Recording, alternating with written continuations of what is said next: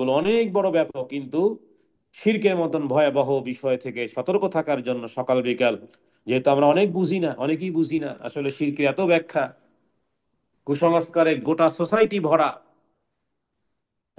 নিজের মন মতো কথা হলে শুনে, যখনই দেখে যে একটু এদিক সেদিক, তখনই আর ভালো লাগে না। কারণ ওখানেই ওখানেই তো ওখানেই জার্ম, ওখানেই ভাইরাস, ওখানেই রোগ। এই জন্য ওই দোয়া বেশি করে পড়েন যে হে আল্লাহ, জানা অথবা না জানা সমস্ত শিরক থেকে তোমার কাছে পানাহ চাই। তো রসুল্লাহ সাল্লামকে বলেছেন আল্লাহ তালা যে হে নবী, শিরক কিন্তু ক্ষমাহীন অপরাধ, তওবা না করলে ক্ষমাহীন অপরাধ, যেই অপরাধের ক্ষমা হয় না। সূরা নিসা আয়াত নম্বর 48, ইন্নাল্লাহা লা ইয়াগফিরু আন ইউশরাকা বিহি ওয়া ইয়াগফিরু মা দুনা যালিকা লিমান ইয়াশা। এবং যদি কেউ শিরক অবস্থায় মারা যায়, তওবা না করে, তাহলে তার জন্য জান্নাতকে আল্লাহ হারাম করে দিবেন, জাহান্নাম তার ঠিকানা। এখন আমরা সবচেয়ে বেশি ভয়াবহ রেড জোনে আছি আমরা এই কারণে যে আমরা কেউ মানি না যে আল্লাহ দুইজন, এটা আমরা কেউ মানি না। কিন্তু আমাদের কাছে তাওহীদে রুবুবিয়্যাতের ব্যাপারে কোনো সমস্যা হয় না, কিন্তু তাওহীদে উলুহিয়্যাতের ক্ষেত্রে, ইবাদতের মধ্যে, ইবাদত আমরা কার উদ্দেশ্যে করতেছি, ইবাদত যদি কোনো কারণে মানুষ কেন্দ্রিক হয়ে যায়, তাহলে সে ইবাদত আর ইবাদত থাকে না। আল্লাহ তাআলা ওই ব্যক্তিকেও পরিত্যাগ করেন, তার আমলকেও পরিত্যাগ করেন। এটা এমন নয় যে খামিরার মধ্যে, আটার মধ্যে চুল পড়েছে, আচ্ছা চুলটা ফেলে দাও, বাকিটা দিয়ে রুটি বানিয়ে খেয়ে ফেলো, না, এটা এমন নয়। হাদিস সহিহ মুসলিমে রাসূলুল্লাহ সাল্লাল্লাহু আলাইহি ওয়াসাল্লাম বলেছেন যে আল্লাহ তাআলা এতটা ঘৃণা করেন শিরককে। হাদিসে কুদসিতে আল্লাহ তাআলা বলেন, ক্বাল আল্লাহু তাআলা আনা, আমি শরীক থেকে সবচেয়ে অমুখাপেক্ষী। হ্যাঁ, আনি শিরকি, শিরিক থেকে আমি সবচেয়ে অমুখাপেক্ষী। এবং যে ব্যক্তি মানা আমিলা আমালান আশরাকা ফীহি মাই গায়রি তারাকতুহু ওয়া শিরকাহু, যে ব্যক্তি এমন কোন কাজ করে যাতে আমার সাথে অন্য কাউকে শরীক করে, আমি সেটা এবং তার এই অংশীদারিত্ব উভয়টাই আমি বর্জন করি। এই জন্য ছিটকে পড়ে যাব, ছিটকে পড়ে যাব। ভিডিওতে দেখলাম চায়নার কোন একটা ব্রিজ যেন অনেক পাহাড়ের উপরে ধপাস করে পড়ে গেছে। তাহলে ব্রিজ যদি ভেঙে পড়ে, ব্রিজের আগেও যে আছে, মাথায় যে আছে, মাঝখানেও যে আছে, সব ধপাস করে পড়ে যেতে হবে। শিরিক হলো ঠিক সেই রকমের। যতই নামাজ হোক না কেন, যতই ইবাদতবন্দেগী হোক না কেন, যেই বিষয়ে সতর্ক থাকতে হবে, আমল যত সুন্দর হোক না কেন, সেজদার দাগ পড়ে গেছে কপালে, সালাত আদায় করতে করতে একেবারে উটের উটের পায়ের মতন একেবারে দাগ হয়ে গেছে, হ্যাঁ, পায়ের গিঠুলিতে, পায়ের হাঁটুতে দাগ হয়ে গেছে, যত সুন্দর হোক না কেন, যদি কোনো রকমের শিরক থাকে, তাহলে কোনো মূল্য নেই। সারা জীবনের দান, সারা জীবনের সাদাকা, হজ, সালাত, সিয়াম ইত্যাদি সব কিছু বরবাদ হয়ে যাবে, আমল সব বাতিল, আখেরাতও বাতিল, জাহান্নাম অবধারিত হয়ে আছে। এই জন্য আপনারা সালাতে সূরা ইখলাস বেশি করে পাঠ করেন, সূরা ইখলাস বেশি করে পাঠ করেন। কোন এক সাহাবী বলেছিল কুল হু আল্লাহু আহাদ, আল্লাহু সামাদ বলতে পারিনি, নবীজি বললেন তার জন্য জান্নাত ওয়াজিব হয়ে গেছে। এই হলো সূরা ইখলাসের পাওয়ার। কোরআনুল কারীমে এমন একটা সূরা আছে, শুধু যদি বলতে পারেন যে এই সূরাকে আমি ভালোবাসি, আল্লাহ আপনাকে ভালোবাসবেন। সেই সূরাটার নাম হলো সূরাতুল ইখলাস। আমরা বলি হৃদয় থেকে হে আল্লাহ, তাওহীদ আমরা ছোট্ট জ্ঞানের মানুষ, আমরা অত বিশাল যদি না বুঝি, হে আল্লাহ আমরা মূর্খ, আমরা জাহেল, হে আল্লাহ সূরা ইখলাসকে ভালোবাসি, আল্লাহ তুমি আমাদেরকে ভালোবাসি। হে আল্লাহ সূরা ইখলাসকে ভালোবাসি, সূরা ইখলাসের অর্থকে ভালোবাসি, সূরা ইখলাসের দাবিকে ভালোবাসি। হে আল্লাহ তুমিও তোমার ভালোবাসার বান্দাদের তালিকায় আমাদেরকে রাখিও। কুল হুয়াল্লাহু আহাদ, আল্লাহুস সামাদ, লাম ইয়ালিদ ওয়া লাম ইউলাদ ওয়া লাম ইয়াকুল লাহু কুফুয়ান আহাদ। তাওহীদের হৃদয় যার মধ্যে সত্যিকার অর্থে ঈমান, আমল নিরাপদ। সুতরাং কোরআন এবং সুন্নাহর অনুযায়ী এই একত্ববাদের এই শিক্ষা, একমাত্র আল্লাহ তাআলাকে সব দিক থেকে একক ভাবতে হবে। আসমা ও সিফাত গুলো যখন আপনারা পড়বেন, অর্থ যখন পড়বেন, আলহামদুলিল্লাহ ক্লাস হয়, সিনাপু ক্লাস নেন, সেই তাওহীদ, সেই আসমা ও সিফাতের মধ্যে যেই যেই অর্থই বের হয়, সেটাকে একক বানিয়ে ফেলতে হবে, একমাত্র আল্লাহ তাআলার জন্য বানিয়ে ফেলতে হবে, একক বানিয়ে ফেলতে হবে, অর্থটাকে অদ্বিতীয় বানিয়ে ফেলতে হবে। হ্যাঁ, ওই গুণের কোন গুণ মানুষের মধ্যে থাকলেও সেটা ওই শতভাগের এক ভাগ মাত্র গোটা মাখলুকাতের মধ্যে ছড়িয়ে ছিটিয়ে দিয়েছেন আল্লাহ তাআলা। যেমন আল্লাহ তাআলার নাম গফুর, তাহলে মানুষকে ক্ষমা করে, ওই শতভাগের এক ভাগ মানুষকে আল্লাহ তাআলা দিয়েছেন, ও দিয়েই মানুষ ক্ষমা করে। আর এটা ক্ষমা করতে যারা পারে, কোন কোন মানুষ আছে ক্ষমা করতেই পারে না, ক্ষমা করতে যারা পারে তারা যেন ওই আল্লাহ তাআলার গাফফার নামের ওই অংশ গ্রহণ করে যেন সত্যিকার অর্থেই আল্লাহ তাআলার নিকটবর্তী হওয়ার মাধ্যম বানিয়ে ফেলেছে। কিন্তু পুরোটা কার জন্য? পুরোটাই এককভাবে আল্লাহ সুবহানাহু ওয়া তাআলার জন্য। সুতরাং এগুলো যত বেশি শ্রবণ করব তত বেশি হৃদয়ে বুঝতে পারবো। এবং সব জায়গাতে যে সমস্ত জায়গাগুলো আমাদের জন্য ভয়াবহ সেগুলো হলো যে আমরা যেন লোক দেখানো ইবাদত থেকে বাঁচতে পারি। দেখুন, তাওহীদ বুঝার জন্য এটা ইনশাআল্লাহ সামনের দিনগুলো ইসলামের সুদিন আসবে ইনশাআল্লাহ। পৃথিবীর সব টেকনোলজি এক জায়গায় এসে একত্রিত হবে। ঈসা আলাইহিস সালাম আসবেন, টেকনোলজি ছাড়াই মানুষ বুঝে ফেলবে যে আসলে আল্লাহ তাআলা ব্যতীত আর কোনো সত্য কোনো মাবুদ নেই। মহাবিশ্বের প্রতিটি কণায় কণায় নিখুঁত ব্যালেন্স। সুবহানাল্লাহ। যদি একাধিক ইলাহ হতো তাহলে একটা গাড়ি যেমন দুইজন ড্রাইভার টুগেদার একসাথে চালাতে পারে না, কারণ কে ডান দিকে ঘুরাবে, কে এক্সেলেটর জোরে দিবে, কে এক্সেলেটর বেশি দিবে, কে ব্রেক দিবে, কে হুইল ঘুরাবে ইত্যাদি। এই পৃথিবীতে ভারসাম্য নষ্ট হয়ে যেত। কোরআন কারিমে সূরা আম্বিয়ায় আল্লাহ তাআলা বলেছেন, লাউ কানা ফীহিমা আলিহাতুন ইল্লাল্লাহু লাফাসাদাতা। আল্লাহ আসমান এবং জমিনে আল্লাহ তাআলা ব্যতীত অন্য কোনো যদি উপাস্য থাকতো তাহলে পৃথিবীতে বিশৃঙ্খলা সৃষ্টি হয়ে যেত। দেখতে পেতে পৃথিবীতে বিশৃঙ্খলা সৃষ্টি হয়ে গেছে। তারপরও মানুষ কিভাবে অযৌক্তিক ভাবে পাথরের কাছে, মৃত্যু ব্যক্তিদের কাছে, একজন মানুষ অথচ তার কাছে ভালো মন্দের রক্ষা কবচ মনে করে, সে সন্তান দিতে পারে, এই জাতীয় শিরকের মতন ভয়াবহ আমাদের রন্দে রন্দে গলিতে গলিতে ঢাকা শহরে আর চট্টগ্রামের গলিতে গলিতে রোডে রোডে মৃত্যু হয়ে শুয়ে আছে, অথচ মনে করতেছে সে একজন পাওয়ারফুল। এটা মনে করলেই তো আপনি আল্লাহ তাআলার তাওহীদকে আপনি নষ্ট করে ফেলেছেন। ওই আসমান থেকে খসে পড়ার মতো আল্লাহর ওই আসমান, আল্লাহর ওই আকাশ আপনার মাথার উপরে ভেঙে পড়ার মতো একটা অযৌক্তিক বিষয়। একটা পাথরকে সম্মান করা।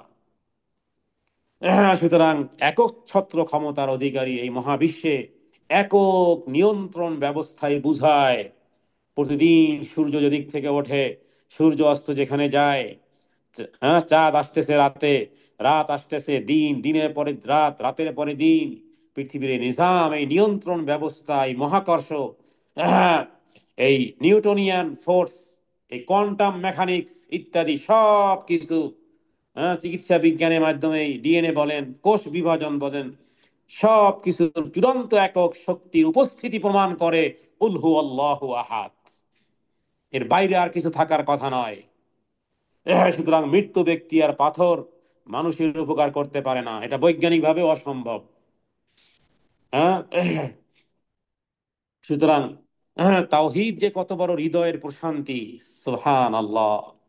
মানুষের দুঃখে কষ্টে বিপদে, যতই দুনিয়ার ঝড় ঝাপটা তুফান আর বালা মুসিবত বিপদ আপদ কষ্ট, আসমানি আর জেসমানি আর শারীরিক আর সমুদায় মানুষের ব্যবহার যত যাই কিছু হোক না কেন, আমার রব আল্লাহ।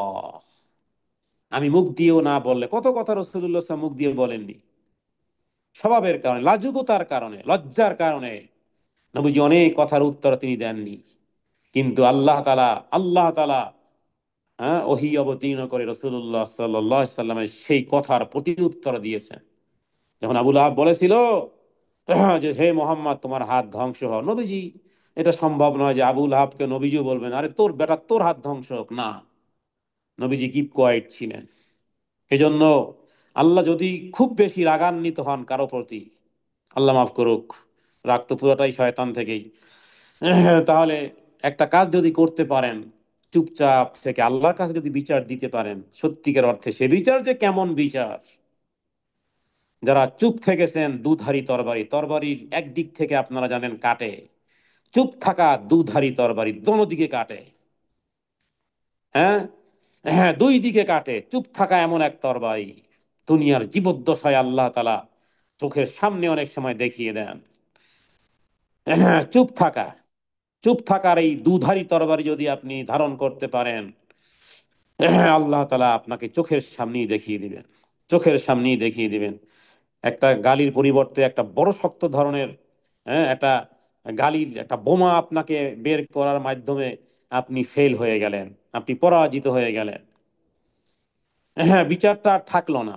বিচার মানে কি? বিচারকের সামনেই আপনি চিল্লা চিল্লি করবেন? আপনার তো তখন মুখে গামছা লাগিয়ে দিবে, বলবে যে কে বন্ধ করাও। তার মানেই, তার মানে বিচারকের সামনে, বিচারকের বিচারের অপেক্ষায় চুপচাপ থাকা মানেই হলো যে আপনি তার বিচার মেনেছেন, যার কারণে চিৎকার চিল্লা চিল্লি করেন নাই। দুনিয়াতে কিছু চিল্লা চিল্লি করা লাগে অনেক সময়, কারণ বিচারক তার অন্তর্যামী না, কিন্তু আমরা আল্লাহ সুবহানাহু ওয়া তাআলা আলিমুম বিদাতিস সুদূর, অন্তর্যামী, তিনি অন্তরের বিষয়গুলো জানেন। আমি যত জায়গাতে এই হজের সফরে যে দেখতেছি, যে সব জায়গাতে আল্লাহর হকের ব্যাপারে মাশাআল্লাহ মোটেও ওয়াজ নসিহত করার প্রয়োজন হয় না। বান্দার হকের ব্যাপারে আল্লাহ মাফ করুক, কোরআনুল কারিমে আল্লাহ তাআলা যেই সূরা হজ নামে একটা সূরাই নাজিল করেছে, এরপরে হজের ভিতরে যেই শিক্ষার কথা আল্লাহ তাআলা বলেছেন, ফালা রাফাসা ওয়ালা ফুসুকা ওয়ালা জিদালা, একটাও আল্লাহর হক নাই এখানে। তিনটে শব্দ কোরআনুল কারিমে, একটাও আল্লাহর হকের কথা আল্লাহ বলেননি, যে হজের মধ্যে এইটা কইরো, ঠিক মতো নামাজ আদায় কইরো, ঠিক মতো আরাফার ময়দানে দোয়া করিও, ঠিক মতো মুজদালিফায় রাত্রে থাকিও, ঠিক মতো জামরাতে পাথর মারিও, ঠিক মতো কাবা ঘরে তাওয়াফ করিও। কোথাও নেই, পুরা মানাসিকে হজের মধ্যে কোথাও নেই। বরং যেই জায়গাগুলো হয় সেটাই আল্লাহ তাআলা উল্লেখ করেছেন, ফালা রাফাসা ওয়ালা ফুসুকা ওয়ালা জিদালা ফিল হাজ্জি ওমা তাফআলু মিন খাইরিন ইয়ালামহুল্লাহ ওয়া তাযাওয়াদু ফাইন্না খায়রাজ যাদিত তাকওয়া ওয়াত্তাকুন ইয়া উলিল আলবাব। আল্লাহু আকবার। পুরো আয়াতে যেন গাথায় গাথায়, স্বর্ণালী উপদেশ, ডায়মন্ড দিয়ে যেন একটা মালা গাঁথিয়েছেন। আল্লাহর হকের কথা একবারও উল্লেখ করেননি। যদিও এটা আলোচনা না, তারপরও প্রসঙ্গক্রমে আয়াতটি পড়ে ফেলেছি। বলেই ফেলি, ফালা রফাসা ওয়ালা ফুসুকা ওয়ালা জিদালা। রফাসা গুনাহ, জিদালা ঝগড়া বিবাদ। যুদু জিদাল, জিদাল মানে আরো খুব একেবারে কঠিন, একেবারে হত্যা ইত্যাদি, বড় ভয়াবহ, মানে সবগুলো বান্দার হকের সাথে, বান্দার সাথে সম্পর্কিত এগুলোই হয়, ঠেলা ঠেলি থেকে শুরু করে ঝগড়া বিবাদ। কারণ রাগের টেম্পারেচার তো আছেই। সবাই সবাই তো, সবাই তো টাকাওয়ালা, সবাই তো পয়সাওয়ালা, সবাই সুখ শান্তিতে থাকনেওয়ালা। হজ তো আর গরিবের জন্য নয়। অধিকাংশই মোটামুটি সুখে স্বাচ্ছন্দ্যে থাকে, এরপরে হজে এসেছে। এখানে এসে কে কার কথা শুনে? সবাই মনে করে আমি আমি আমি, আনা আনা আনা। এই আনা কথাটা শয়তানের। আনা খায়রুম মিন্নু খালাকতানি মিন নার ওয়া খালাকতাহু মিন তিন। আনা মানে আমি, এই মি এই শব্দই বাদ দিতে হবে। এই শব্দই শয়তান, শয়তানকে শয়তান বানিয়েছে, আজাজিলকে শয়তান বানিয়েছে। কেউ একজন প্রশ্ন করেছিল যে শয়তানকে কোন কাজ শয়তান বানিয়েছে, আবার আজাজিলকে কোন কাজ শয়তান বানিয়েছে? তো এরপরে যার কাছে প্রশ্ন করা হলো, তিনি উত্তরটা একটু ভিন্নভাবে বুঝাতে চাইলেন, যে যিনি প্রশ্ন করেছেন তার মুখ দিয়ে আমি উত্তর নেব। এটা একটা, হ্যাঁ, যে বুদ্ধিমত্তার পরিচয়, যে আপনি যেটা প্রশ্ন করেছেন আপনার মুখ দিয়ে আমি উত্তর বের করব। এটা একটা, তিনি একটা পদ্ধতি অবলম্বন করলেন। প্রশ্ন করলো কি, যে আজাজিলকে বা এই মরদুদ ইবলিসকে ইবলিস বানিয়েছে কোন জিনিস? এটা প্রশ্ন। তিনি উত্তর আর দেন না, উত্তর না দিয়ে অন্য কাজে ব্যস্ত হলেন, বা অন্য কোনো কাজের অর্ডার দিলেন। এরপরে কিছুক্ষণ বিরতি নেওয়ার পর এরপরে তিনি জিজ্ঞেস করলেন, আচ্ছা ভাই, তোমাদের মধ্যে একজন প্রশ্নকারী ছিল, জিজ্ঞেস করেছিল যে শয়তানকে শয়তান বানিয়েছে কোন জিনিস? কে তোমাদের মধ্যে, এই ব্যক্তিটা কে? এভাবে তিনি প্রশ্ন করার পরে যে ব্যক্তি প্রশ্ন করেছিল সে ব্যক্তি বলল যে আমি। তিনি উত্তর দিলেন ওই শব্দটাই শয়তানকে শয়তান বানিয়েছে। তার মানে আমি কথাটা শয়তানের না, মানে যদি আপনি মনে করেন যে আমি কিছু, আমি সবচেয়ে বড়, হ্যাঁ, আমার স্বামীর টাকা পয়সা, আমার ঘর বাড়ি, আমার দালান কোঠা, আমার ব্যাংক ব্যালেন্স, আমার এইটা, আমি সবার থেকে একটু শ্রেষ্ঠ মনে করে যদি অহংকার এসে যায়, এই অহংকারী আমি মানেই হলো আজাজিলকে শয়তান বানিয়েছিল। তো যিনি প্রশ্ন করেছিলেন তাকেই বললেন যে তোমাদের মধ্যে কে প্রশ্ন করেছে, ওই যে যখন তিনি দাঁড়িয়ে বললেন যে আমি প্রশ্ন করেছিলাম, বলে এই শব্দই শয়তানকে শয়তান বানিয়েছে। সুতরাং মানুষের দুঃখে কষ্টে বিপদে একমাত্র সান্ত্বনা হতে পারে আল্লাহ তাআলা।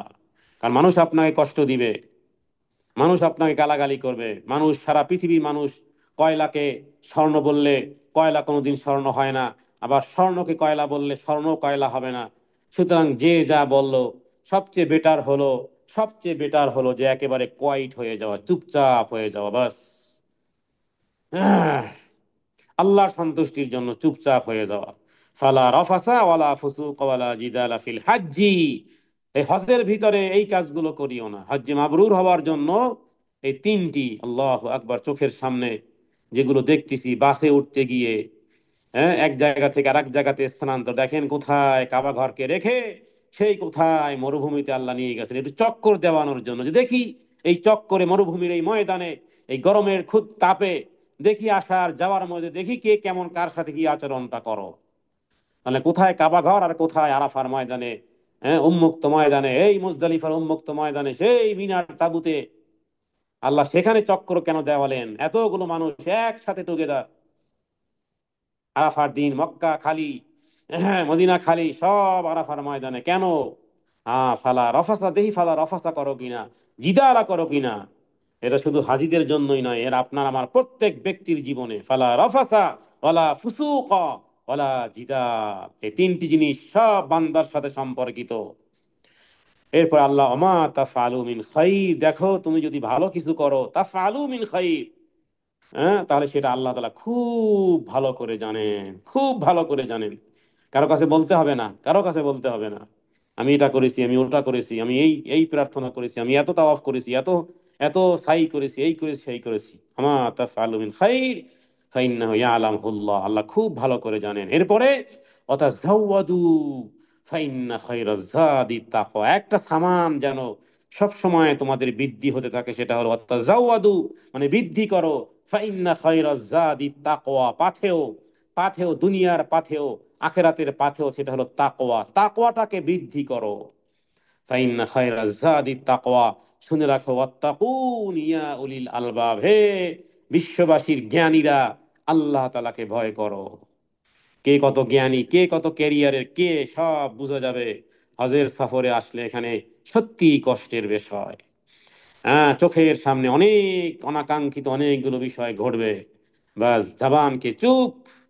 কারণ এখানে আমরা ট্যুর করতে আসিনি, এখানে এসেছি আল্লাহর বন্দিগিয়াতের জ্বলন্ত প্রমাণ পেশ করার জন্য, যে আল্লাহ আমি একজন তোমার গোলাম, তোমার বান্দা। এটা সবার জন্য। যাই হোক, ফিরে আসি আবার সেই তাওহীদের আলোচনাতে। এই যে সত্যিকার অর্থেই মন কখনো বিভ্রান্ত হবে না, কারণ ডাকবো কাকে? আল্লাহ সুবহানাহু ওয়া তাআলাকে। দুধারী তরবারি দোনো দিকে কাটবে। আলা বিযিকরিল্লাহি তাতমাইন্নুল কুলুব। কার কাছে আপনি বলবেন? আজকে আপনি বলবেন, কালকের সে পরিবর্তন হয়ে যাবে। মানুষের মন আকাশের আকাশের ওই, হ্যাঁ, কি বলে, মেঘের মতন মানুষের মন। হ্যাঁ, এভরি 9 সেকেন্ডে মানুষের মন পরিবর্তন হয়। তো তো এখন মানুষ, হ্যাঁ, বিভিন্ন সময় বিভিন্ন রূপ ধারণ করতে পারে। আজকের যে বন্ধু হতে পারে সে শত্রু, যে শত্রু হতে পারে বন্ধু, কখন কি হয়ে যায় বলা যায় না। হযরত আয়েশা সিদ্দিকা রাদিয়াল্লাহু তাআলা আনহার, হ্যাঁ, মতন, হ্যাঁ, পবিত্রা, যার ব্যাপারে আল্লাহ তাআলা কোরআনে আয়াত নাজিল করেছেন, অথচ একটা ঘটনা, একটা সংবাদ শুনেই মনের মধ্যে কোন ব্যক্তির মনের মধ্যে, হ্যাঁ, একটা বিরূপ প্রতিক্রিয়া এসেছিল। অথচ বদরি সাহাবী ছিল, মিসতার রাদিয়াল্লাহু তাআলা আনহুর মতন সাহাবী। তো এই জন্য দোয়াও আছে, প্রত্যেকটা ভাইরাসের জন্য অ্যান্টিভাইরাস দিয়েছেন। সুবহানাল্লাহ, একটু গবেষণা করলে দেখা যায় যেখানেই ভাইরাস, যেখানেই নড়বড়ে, তার জন্য বিপরীতমুখী আল্লাহ সুবহানাহু ওয়া তাআলা রাসূলুল্লাহ সাল্লাল্লাহু আলাইহি ওয়াসাল্লামের মাধ্যমে সেটাকে সুরক্ষা করার জন্য আল্লাহ ঠিক সেইভাবে দোয়া কালাম নাজিল করেছেন। মনের মধ্যে এই সমস্ত বিষয়গুলো থেকে বাঁচার জন্য বলেন, আল্লাহুম্মা ইয়া মুকাল্লিবাল কুলুব সাব্বিত কলবি আলা দীনিক। তো যাই হোক, যে বিষয়টি আমরা বললাম যে আল্লাহ তাআলা যে বিষয়টি ক্ষমা করবেন না সেটি হলো শিরিক। শিরকের মতন পাপ আল্লাহ তাআলা ক্ষমা করবেন না। অতএব সমস্ত ভাই আর বোনদের কাছে জীবন ভর যতই ভালো কাজ করি না কেন, শিরক থেকে যদি না বাঁচি তাহলে সমস্ত আমল বরবাদ হয়ে যাবে। আর শিরক থেকে মুক্ত হওয়ার জন্য প্রথমেই আলোচনাতে বলেছি, আসমা ও সিফাতের মাধ্যমে আল্লাহ তাআলার প্রতি ভালোবাসা, ভালোবাসা বৃদ্ধির একটা মাধ্যম। আল্লাহ তাআলার সাথে সম্পর্ক গড়ার,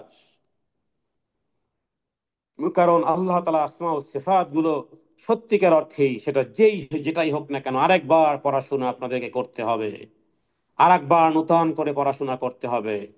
সারা জীবন আল গফুর পড়েছেন, হ্যাঁ, অতিশয় ক্ষমাশীল, কিন্তু এমন কোনো পাপ নেই যেটা তিনি আন্তরিক তওবায় ক্ষমা করেন না।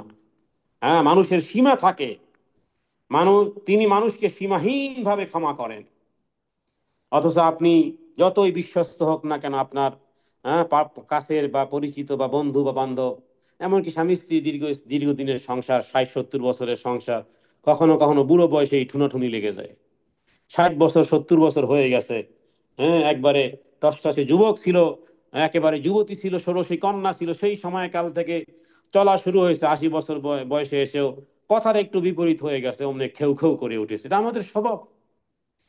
হ্যাঁ, ক্ষমা করা এই সময়ে ভুলে যায়। অথচ আল্লাহ সুবহানাহু ওয়া তাআলা তার ক্ষমার মতন যতবার অন্যায়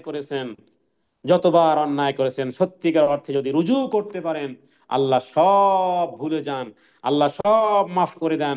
শুধু তাই নয়, বরং জীবনের সমস্ত গুণাগুলোকে আল্লাহ তাআলা নেকের দ্বারা পরিবর্তন করে দেন। তাহলে তার মতন এমন কাকে পাবেন পৃথিবীতে? গোটা পৃথিবীতে হাজার লক্ষ কোটি বার এর এক অংশ আপনি কাউকে পাবেন না। আল্লাহ তাআলা, মানে মানুষের তো সীমা আছে, কিন্তু সীমাহীন ভাবে তিনি ক্ষমা করেন। নিঃস্বার্থ ভাবে ভালোবাসা মানুষকে যিনি দেন তিনি আর কেউ নন, তিনি আপনার মা নন, তিনি আপনার বাবা নন, তিনি আপনার ভাই নন, তিনি আপনার একেবারে কলিজার টুকরা, একেবারে অন্তরস্থল, হৃদয় হৃদয় জুড়ানো একেবারে ভালোবাসার বন্ধু আর বান্ধবী কেউ নন, একমাত্র আল্লাহ তাআলা ব্যতীত সত্যিকার অর্থে নিঃস্বার্থ ভালোবাসা যিনি দান করেন, সেটা নিঃস্বার্থ ভালোবাসা। আমরা হঠাৎ সময় বলি যে মায়ের ভালোবাসা নিঃস্বার্থ, নট 100%, মেবি 50% হয় কিনা সন্দেহ আছে। কারণ কোনো এক সময় মাও বিগড়ে যেতে পারে, যে ছেলেটাকে বললাম এটা করলো না, মুহূর্তের মধ্যে মাও বিগড়ে যেতে পারে। মায়ের উদাহরণটাই নিয়ে আসলাম। মা দুইটা পাঁচটা কথা বলেছে, পাঁচটা কথা বলেছে, বাচ্চাটাকে বলছে যে এইটা কর বাবা, বাজার থেকে আমার জন্য একটু পান নিয়ে আয়। আনলো না, আনলো না, আনলো না, আনলো না, আনলো না, আনলো না। মাগরিবের পরে, এশার পরে, অথবা ঘুমার আগে মা একটা খারাপ কথাই বলে ফেললো, যে তোর মতন বদমাইশ পোলা।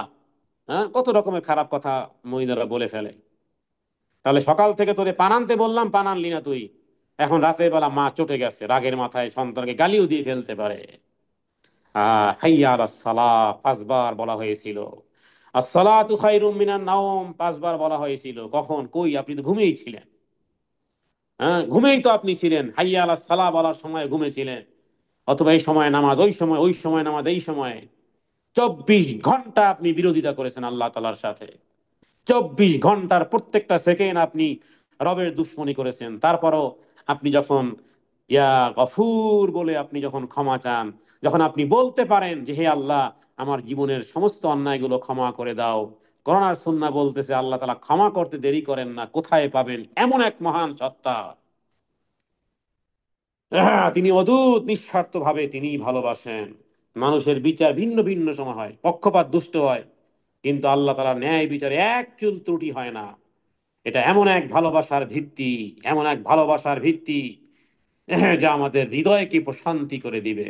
সুবহান আল্লাহ, সুবহান আল্লাহ, সুবহান আল্লাহ। এত দয়ালু, এত অবাধ্যতা হওয়ার পরেও আল্লাহ তাআলা কি সুন্দর করে, কি মধুমাখা ভাষায় ডাক দিয়েছেন, কুল ইয়া ইবাদিয়াল্লাযীনা আসরাফু আলা আনফুসিহিম লা তাকনাতু মির রাহমাতিল্লাহ ইন্নাল্লাহা ইয়াগফিরুয যুনুবা জামিআ ইন্নাহু হুয়াল গফুরুর রহিম। সত্যিকার অর্থে যদি বুঝার হতো, তাহলে চিৎকার করে কলিজা ফেটে মারা যাওয়ার মতন হতো। এই আয়াতের গভীরতা এত। কোনো কোনো সময় মক্কার ইমাম এই আয়াত পাঠ করতে গিয়ে পড়তেই পারেন না। কোনো একটা রেকর্ডিং এ শুনেছিলাম, আর পড়তেই পারতেছিলেন না, বারবার কেঁদে কেঁদে কেঁদে কেঁদে হয়রান হয়ে যাচ্ছে। ইয়া ইবাদি আল্লাযীনা আসরাফু, হে আমার বান্দারা, আসরাফু, যারা অতিরঞ্জন করেছো, অতিরঞ্জনতা করেছো জীবনে, খেয়াল খুশি মতন জীবন পরিচালনা করেছো। কত নারী 20 বছর, 30 বছর, 40 বছর পরে হেদায়েত এসেছে, 40 বছরই বেপর্দা ছিল, 40 বছরই সে তার রূপ সৌন্দর্য বিকিয়ে মানুষকে খুশি করেছে। বন্ধু বান্ধব থেকে শুরু করে একেবারে 14 গোষ্ঠীর সামনে সে ঘোরাফেরা করেছে, পর্দার কিছুই ছিল না। হ্যাঁ, 40-50 বছর পরে বুঝতে পেরেছে যে আমার ওই ওই লাইফ স্টাইলটা সঠিক ছিল না। আল্লাহ তালার কাছে ক্ষমা চেয়েছে। আল্লাহ তালা যে ক্ষমা করেছেন তারও বহির প্রকাশ যে এই নারীটাকে এবার পর্দা পুশিদা অনুযায়ী তার জীবন যাপন করার তৌফিক দিয়েছেন। বোঝা যায় যে তার তওবা কবুল হয়েছে। তাহলে তিনি কে? কাকে পাবেন আপনি? কাকে আপন মনে? আপনার স্বামী, আপনার বাবা, আপনার মা, আপনার ছেলে? কার ভরসায় তুমি বুক বেঁধে বসে আছো? কেউ নয়, সব গাদ্দার হায় গাদ্দার, গাদ্দার হায় গাদ্দার। অবস্থার প্রেক্ষাপটে জবাব দিবে। يوم يفر المرء من أخيه وأمه وأبيه وصاحبته وبنيه لكل امرئ منهم يومئذ شأن يغنيه। তুমি যে সময় ছিলে না, অস্তিত্ব ছিল না, সেই অস্তিত্ব অনস্তিত্বের সময়ও তোমার মায়ের জরায়ুতে, হ্যাঁ, কি সুন্দর করে সুন্দর অবয়বে যিনি সৃষ্টি করেছেন, তোমার প্রতি যদি রবের ভালোবাসা না থাকতো, তাহলে তোমাকে তে মানুষের আকৃতি না বের করে তোমাকে জীব জানোয়ারের পেটে জন্ম দিয়ে ওইভাবে ওইভাবে করে জীব জানোয়ার বানিয়ে ছেড়ে দিত। খলাকনাল ইনসানা ফি আহসানি তাকওয়িম। এত সুন্দর করে যিনি তোমাকে সৃষ্টি করেছেন, তোমার হাত, তোমার চোখ, তোমার পা, তাহলে প্রশংসার দাবিটা কার হবে? আল্লাহু আকবার। এইভাবে আর রহমানির রহিম, এত অবাধ্যতার পর দয়ার দরজা খোলা রেখেছেন। এত দয়ালু আর কেউ হতে পারেন না। এত, এমন কোনো পাপ নেই তারপরও সমস্ত সমস্ত পাপগুলোকে যিনি ক্ষমা করেন, যিনি এক চুল পরিমাণও আপনার আমলকে বরবাদ করেন না। এত কিছু, পৃথিবীর সমস্ত মানুষ যখন আপনাকে হতাশ করে, যখন দেখেন যে আপনার পিঠ থেকে গেছে, হঠাৎ কি ব্যাপার, আশার দরজা খুলে যায়, কে খোলেন? সে আশার দরজা কে ব্যবস্থা হয়ে গেছে। টাকা পয়সার সমস্যা, এটা না সেটা না, কার কাছে চাইবেন, কে অপমান করবে, কে দিবে কে দিবে না, মুহূর্তের মধ্যেই ব্যবস্থা হয়ে গেছে। কে করেন, কে দরজাটা খুলে দিয়েছেন? তিনিই হলেন আল্লাহ। বাস্তবতা, তুমি হার না মানলেও আল্লাহ তোমার রিজিকের পথ খুলবেন, সূক্ষ্মভাবে খুলে দেবেন। তার দয়া এমন এমন। গতকালকের একটা ভিডিও দেখলাম, আল্লাহু আকবার। একটা বিড়াল রাস্তা পার হচ্ছে, একটা গাড়ি, গাড়ির নিচেই বিড়ালটা পড়ে যেত। যাই হোক, বিড়ালটা পড়েনি, রাস্তার এপাশে চলে এসেছে। আর এক লোক হেঁটে আসতেছে, তার পলিথিনের মধ্যে কিছু খাবার ছিল, পলিথিনটা ফেটে গেল। পলিথিনটা এমন ভাবে ফেটে গেছে, একেবারে বিড়ালের সামনে খাবার। এখন এই লোকটা খাবারের দিকে তাকিয়ে অনেকক্ষণ চিন্তা করলো, এই রাস্তার এই খাবারগুলো আমি পলিথিনে উঠাবো, যা, চলেই যাচ্ছে। তাহলে মুহূর্তের মধ্যেই যিনি হায়াত দিয়েছেন, যিনি রিজিক দিয়েছেন, কে দিয়েছেন? দুদিন আগে এয়ার ইন্ডিয়া যে ধ্বংস হলো, একটা 47-এর সময়ও 300 যাত্রী আনন্দ ফুর্তিতে বিমানের ভিতরে, এই বোয়িং বোয়িং 777-এ, এয়ার ইন্ডিয়াতে সবাই আনন্দ ফুর্তিতে, কেউ অডিও কেউ ভিডিও সোশ্যাল মিডিয়াতে ছড়িয়ে ছিটে আছে। 1 মিনিট পরে একটা 47 যারা আনন্দ ফুর্তিতে যারা ছিল, একটা 48-এ সবাই ডেথ হয়ে গেছে। সবাই সবাই শেষ, সব শেষ। সম্ভবত একটা লোক বেঁচে আছে, সম্ভবত। একটা 47-এ রঙিন স্বপ্নে সবাই বিভোর, কারণ লন্ডনগামী এই ফ্লাইটটি ছিল এয়ার ইন্ডিয়ার। একটা 47-এ সবাই, ভিন্ন ভিন্ন আকাশ কুসুম কল্পনায় ছিল। একটা 48-এ 1 মিনিট পরে সব ধূলিসাৎ হয়ে গেছে। এই হলো জীবন, এই হলো মরণ। সূক্ষ্মভাবে কখনো আল্লাহ তাআলা, এত সূক্ষ্মভাবে যা আমরা কখনো খেয়ালও করি না। বিপদ থেকে রক্ষা করেন কে? আল হাফিজ।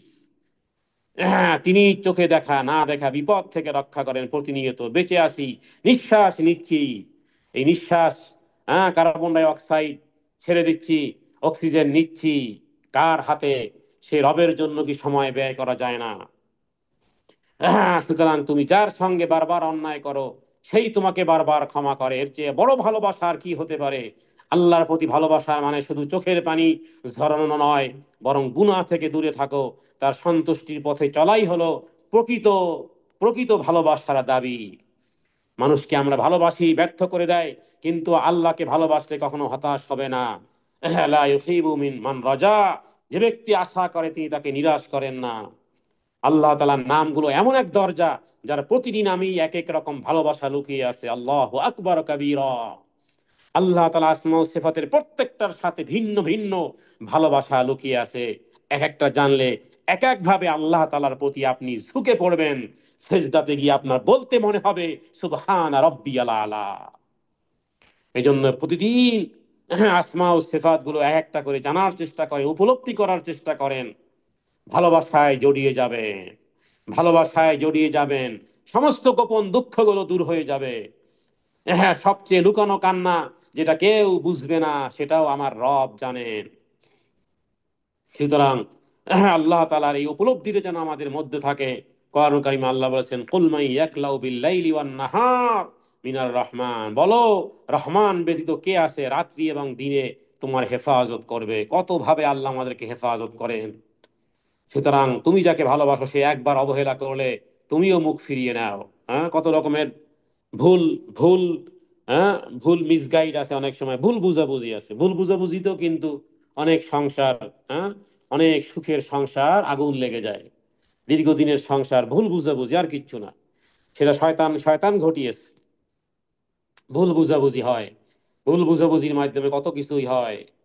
অথবা একবার সামান্য একটু অবহেলা, হ্যাঁ, মানুষ মানুষকে একটু অবহেলা করলে কি পরিমাণ কষ্ট লাগে, যে সে আমাকে অবহেলা করলো, আমাকে ট্রোল করলো, আমাকে তুচ্ছ-তাচ্ছিল্য করলো।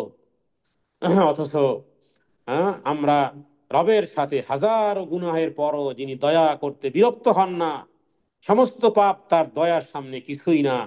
শুধু তুমি ফিরে আসো বান্দা। আল্লাহর ডাক হলো, বান্দা ফিরে আসো। বান্দা মৃত্যুর আগে ফিরে আসো বান্দা। মরার পরে আর কিন্তু আর ফেরত হয় না, সেখানে আর কাম ব্যাক নেই।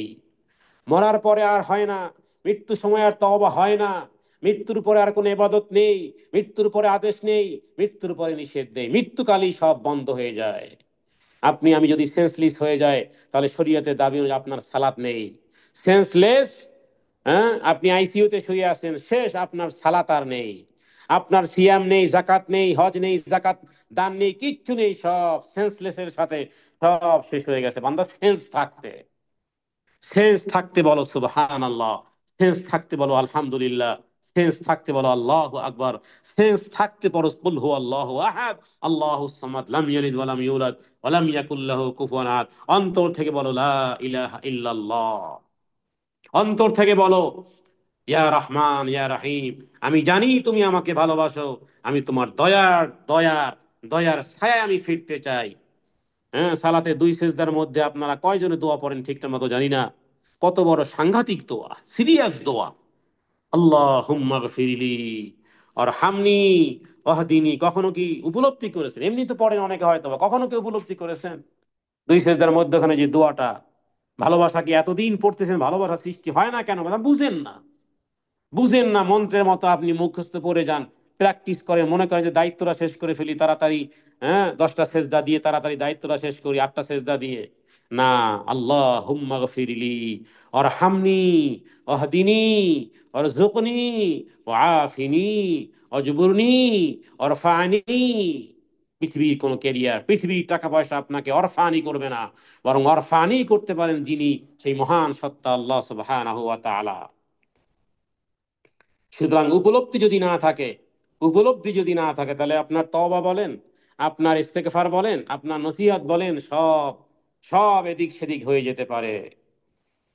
সুতরাং উপলব্ধি যেন থাকে আল্লাহর ভালোবাসা নিঃস্বার্থ, স্থায়ী, গভীর এবং দয়ালু। তিনি তোমাকে এমন ভাবে ভালোবাসেন, এমন ভাবে যা তুমি কখনো কল্পনাও করতে পারবে না। যখন আমরা একা থাকি, তখন সত্যিকার অর্থে অনুধাবন করা উচিত। এই জন্য এই জন্য একাকিত্ব ভাবে কিছু আমল করা উচিত, প্রত্যেক ব্যক্তির করা উচিত, যা কেউ জানবে না, জানবেন শুধুমাত্র আমার আল্লাহ সুবহানাহু ওয়া তাআলা। এই জন্য আল্লাহ তাআলা এক নাম হলো আল্লাহ লতীফ, সূক্ষ্মভাবে দয়া করেন, সূক্ষ্মভাবে, সূক্ষ্মভাবে দয়া করেন। আল্লাহ তাআলার সূক্ষ্ম দয়া এমন ভাবে কাজ করে যে তুমি বুঝতেই পারো না। কিন্তু বিপদ থেকে, কঠিন বিপদ থেকে রক্ষা করে ফেলেছেন। যেই বিপদটা হয়নি সেটা তার সূক্ষ্ম, তার রহমত। আল্লাহ তোমাকে অনেক অদৃশ্য বিপদ থেকে বাঁচিয়েছেন। সুতরাং সুতরাং আল্লাহ তাআলার এই আসমা ও সিফাতের এইগুলো নিয়ে পড়াশোনা করা, গবেষণা করা, উপলব্ধি করা, যাতে করে সত্যিকার অর্থে এই রবের প্রতি ভালোবাসা বৃদ্ধি হয়। আমরা আল্লাহ তাআলার কাছে বলি, হে আল্লাহ, আপনার যে সমস্ত সুন্দর সুন্দর নামগুলো আছে, ওয়ালিল্লাহিল আসমাউল হুসনা ফাদউহু বিহা, আল্লাহ তাআলার সুন্দর সুন্দর নাম আছে, সেগুলোর মাধ্যমে যেন আমরা আল্লাহ তাআলার কাছে দোয়া করতে পারি। আসমা ও সিফাতের প্রত্যেকটি নাম মূলত আমরা ওসিলা হিসেবে দোয়া করতে পারি, যে হে আল্লাহ, আপনি গফুর, আপনি ক্ষমাশীল, আপনি আমার জীবনের সমস্ত গুনাহ ক্ষমা করে দেন। এবং এইভাবে করে আমরা আল্লাহ তাআলার কাছে যেন দোয়ার মধ্যে থাকি। কত কথা আছে রবের সাথে, বুঝতে পারলে না বলে যে ভালোবাসা মানুষকে কবি বানায়। কেন? ভালোবাসা বৃদ্ধি হলে এমনিতেই মুখ দিয়ে বিভিন্ন রকমের সৌন্দর্যের কথা তার মুখ দিয়ে বের হয়। হ্যাঁ, রবের কাছে সারাদিন কথা বলার মতন মনে মনে বলেন, আপনার ঠোঁট নড়তেছে না, কিন্তু হৃদয়ে হৃদয়ে আপনি রবের কাছে বলেই যাচ্ছেন। হ্যাঁ, পৃথিবীর কোনো যন্ত্র এখন আবিষ্কার হয়েছে কিনা আমি জানি না, যে হৃদয়ে রিডিং করতে পারবে। হতেও পারে সামনের দিনগুলোতে। কিন্তু আল্লাহ তাআলা হুয়াল লতীফুল খবীর। অন্তর্যামী, অন্তরে যে জিনিস ঘুরপাক খায় সেটাও তিনি সম্যক ভাবে অবগত আছেন। সুতরাং সেই রবকেই ভালোবাসার জন্য আমরা বলি, হে আল্লাহ, আল্লাহুম্মা জাআলনা মিন আহলি তাওহীদ, হে আল্লাহ, আপনি আমাদেরকে তাওহীদ ভুক্ত করেন, তাওহীদ বানদের অন্তর্ভুক্ত করেন। অনাজ্জিনা মিনাশ শিরকি, এবং শিরিক থেকে রক্ষা করেন। সগীরাতান, কাবীরাতান, যাহিরাতান, বাতিনাতান, ছোট বড় শিরিক, জানা অজানা সমস্ত ধরনের, ছোট বড়, প্রকাশ্য এবং গোপন, সব কিছু থেকে হে আল্লাহ আপনি আমাদেরকে রক্ষা করেন। এবং নবী এবং রাসূলদের সমস্ত দাওয়াতের কেন্দ্রবিন্দু যা, এবং যেই বিষয়ে আপনি জান্নাতের গ্যারান্টি দিয়েছেন, হে আল্লাহ, আপনি মালাকুল মউত পাঠাবেন না যতক্ষণ পর্যন্ত আমাদের তাওহীদ মজবুত না হয়। হে আল্লাহ, আপনার কাছে প্রার্থনা করি, হে আল্লাহ, আপনি আমাদেরকে যা কিছু বললাম, যা কিছু শ্রবণ করলাম, সেগুলো বুঝে অনুধাবন করা, সত্যিকার অর্থেই সালাত, সিয়াম এবং দোয়া ইত্যাদি বিপদে পড়লে যেন আপনাকেই ডাকতে পারি। বিশ্বাস রাখবো যে আপনি আমাদেরকে মুক্ত করতে পারেন, কবরেও আপনি আমাদের সাহায্যকারী, এবং সুন্নাহ অনুযায়ী জীবনযাপন করলে আপনি আমাদের প্রতি রহম করবেন। শুধু ভয় যেন আপনাকেই করি, ভালোবাসা যেন আপনাকেই দেই, ভরসা যেন শুধু আপনার উপরেই করি, ইবাদত যেন শুধুমাত্র আপনার জন্যই করি, আশা যেন শুধুমাত্র আপনার কাছেই রাখতে পারি, এবং বলতে পারি, হে আল্লাহ, আমানতু বিল্লাহি, হে আল্লাহ, তোমার প্রতি ঈমান এনেছি, সুম্মাস্তাকিম, এবং এর উপর তুমি আমাদের দৃঢ় রাখো, তাওহীদের সাথে আমাদের মৃত্যু দান করো। হে আল্লাহ, আপনার কাছে এই প্রার্থনা করে আজকের এই মজলিসের ইতিবৃত্তি টানতেছি। আল্লাহ তাআলা আপনি আমাদের দোয়াকে কবুল করেন, আপনি আমাদের জীবনের গুনাহ মাফ করেন, আমাদের যাবতীয় যাবতীয় দুনিয়ার চাহিদাগুলোকে আল্লাহ আপনি পূর্ণ করেন, এবং প্রত্যেক ভাই আর বোনকে পরবর্তীকালে যারা এই ভয়েসগুলো শুনবেন, আল্লাহ যেন প্রত্যেককে আল্লাহ তাআলা যেন মক্কার আঙিনায় এসে রবের সাথে কথোপকথন, রবের সাথে হৃদয়ের ব্যথা উন্মোচন, এবং চোখের পানির মাধ্যমে ভালোবাসার বাস্তবায়ন, বারংবার বারংবার বারংবার একাধিকবার যেন কাবার চত্বরে এসে কাবা ঘরের প্রভুর কাছে যেন সত্যিকার অর্থে হৃদয়ের আরজি, যাবতীয় দুঃখ, কষ্ট আর বেদনা, দুনিয়ার জীবনের প্রতিটি বিষয়ের যাবতীয় শেকায়েত যেন রবের কাছে করতে পারি। হে আল্লাহ, আপনি আমাদেরকে সেই তৌফিক এনায়েত করেন। হাদা মিন্নি ওয়াল ইলমু ইনদাল্লাহ। আল্লাহু আ'লামু বিস-সাওয়াব। ওয়া সাল্লাল্লাহু আলা সাইয়্যিদিনা মুহাম্মাদিন নবিয়্যিল উম্মি ওয়া আলিহি ওয়া সাল্লিম। আসসালামু আলাইকুম ওয়া রাহমাতুল্লাহি ওয়া বারাকাতুহু। সুবহানাকাল্লাহুম্মা বিহামদিকা আশহাদু আল্লা ইলাহা ইল্লা আনতা আস্তাগফিরুকা ওয়া আতুবু ইলাইক। আসসালামু আলাইকুম ওয়া রাহমাতুল্লাহি ওয়া বারাকাতুহু।